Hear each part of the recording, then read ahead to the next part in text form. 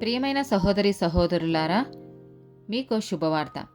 2025 సంవత్సరంలో మొత్తం 365 అంశాలను మీతో పంచుకోబోతున్నాము.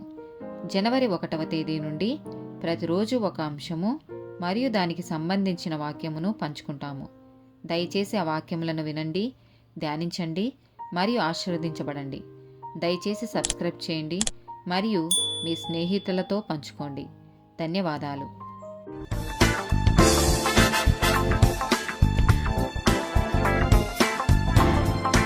147th డే టాపిక్ దాతృత్వం. మలాకీ గ్రంథము 3వ అధ్యాయము 10వ వచనము. నా మందిరములో ఆహారముండునట్లు 10వ భాగమంతయు మీరు నా మందిరపు నిధిలోనికి తీసుకొని రండి. దీని చేసి మీరు నన్ను శోధించిన ఎడల నేను ఆకాశపు వాకిండ్లను విప్పి పట్టజాలనంతా విస్తారముగా దీవెనలు కుమ్మరించదనని సైన్యములకు అధిపతియగు యెహోవా సెలవిచ్చుచున్నాడు. సామెతల గ్రంథము 11వ అధ్యాయము 24, 25 వచనాలు. వెదజల్లి అభివృద్ధి పొందువారు కలరు, తగిన దానికన్నా తక్కువ ఇచ్చి లేమికి వచ్చువారు కలరు. ఔదార్యము గలవారు పుష్టి నొందుదురు, నీళ్లు పోయు వారికి నీళ్లు పొయ్యబడును. 2వ కొరింథీయులకు రాసిన పత్రిక 9వ అధ్యాయము 7వ వచనము.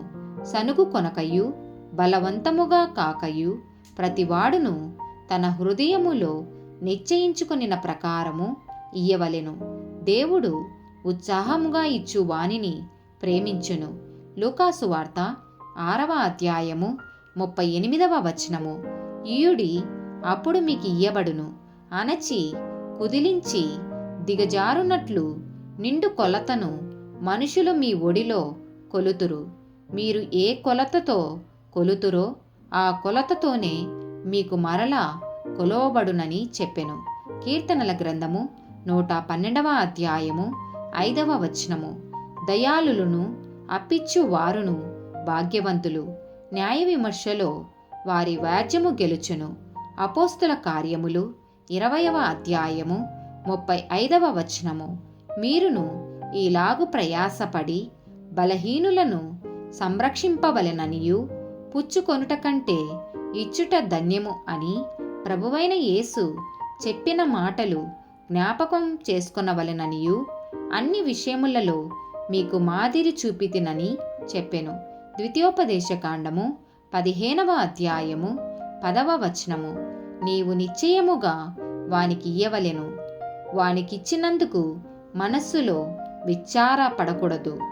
ఇందువలన నీ దేవుడైన యెహోవా నీ కార్యములన్నిటిలోనూ నీవు చేయు ప్రయత్నములన్నిటిలోనూ నిన్ను ఆశీర్వదించును. ఆమేన్.